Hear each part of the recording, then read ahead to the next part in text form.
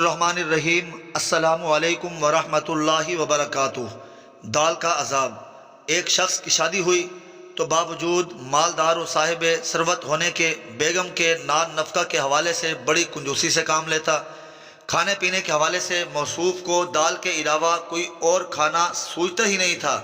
خود تو دال پر گزارا کرتا، ساتھ میں بیوی کو بھی اسی ایک سالن پر گزارا کرنے پر مجبور کر دیا۔ تنگ آ کر جب کبھی بیوی دال کے علاوہ کچھ اور سبزی گوشت لانے کا کہتی تو جواباً بری طرح ڈانٹ ڈپٹ کر خاموش کروا دیتا اور دال کے فوائد گنوانا شروع کر دیتا۔ ایک دن بیوی اپنے میکے گئی تو اس کے بھائیوں نے بہن کے اترے چہرے، پھیکی پڑتی رنگت اور نقاہت زدہ جسم کو دیکھ کر اندازہ لگایا کہ بہن خوش نہیں ہے۔ وجہ دریافت کرنے پر پہلے پہل تو بہن نے بات ٹالنا چاہی، مگر بھائیوں کے اصرار پر شوہر کی کنجوسی اور دال کا قصہ سنا ڈالا۔ بھائیوں نے کہا کہ اس کا معاملہ ہم پر چھوڑ دو، بس یہ نیند کی گولی لے جا کر اس کے کھانے میں ڈال دینا۔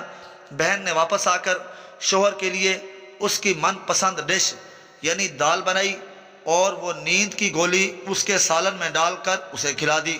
اب شوہر جیسے ہی نیند کی گہری وادیوں میں اترا تو عورت کے بھائیوں نے آ کر پہلے اس کے کپڑے اتار کر اسے کفن میں لپیٹا، پھر اس کی چارپائی ایک اندھیرے تاریک کمرے میں لے گئے۔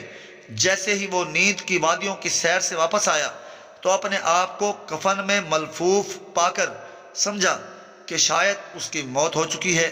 اس گمان کو یقین میں بدلنے کے لیے عورت کے دو بھائیوں یعنی دنیاوی منکر نکیر بن کر حاضر ہوئے اور سوالات کا سلسلہ شروع کیا۔ من ربک یعنی تیرا رب کون ہے؟ بخیل۔ ربی اللہ۔ ما دینک تیرا دین کون سا ہے؟ دینی الاسلام۔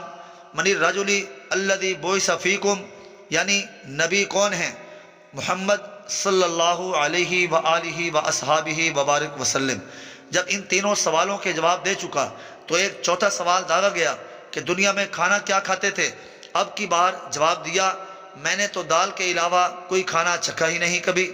اب اس جواب پر یہ کہتے ہوئے اس کی پکڑ ہو گئی کہ دال کے علاوہ کبھی کچھ کیوں نہیں کھایا، جبکہ اللہ تعالیٰ نے فرمایا ہمارے عطا کردہ پاکیزہ رزق میں سے خوب جی بھر کر کے کھاؤ اور پیو، لہذا اب تمہاری سزا یہ ہے کہ تمہیں قیامت تک کوڑے مارے جائیں۔ اور یہ کہہ کر اس پر کوڑوں کی ایسی برسات کی گئی کہ بیچارہ درد کی تاب نہ لاتے ہوئے بے ہوش ہو گیا۔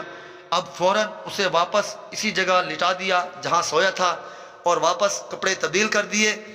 جیسے ہی اسے ہوش آیا تو درد سے کراہتے ہوئے بیوی کو سامنے دیکھ کر حیرانی کے عالم میں بولا، ہیں میں زندہ ہوں؟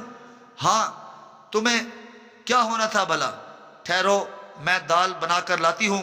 بیوی یہ کہہ کر مڑنے ہی لگی تھی کہ فوراً اس نے چلاتے ہوئے آواز دی، نہیں نہیں، دال نہیں، دال کا عذاب بڑا سخت ہے۔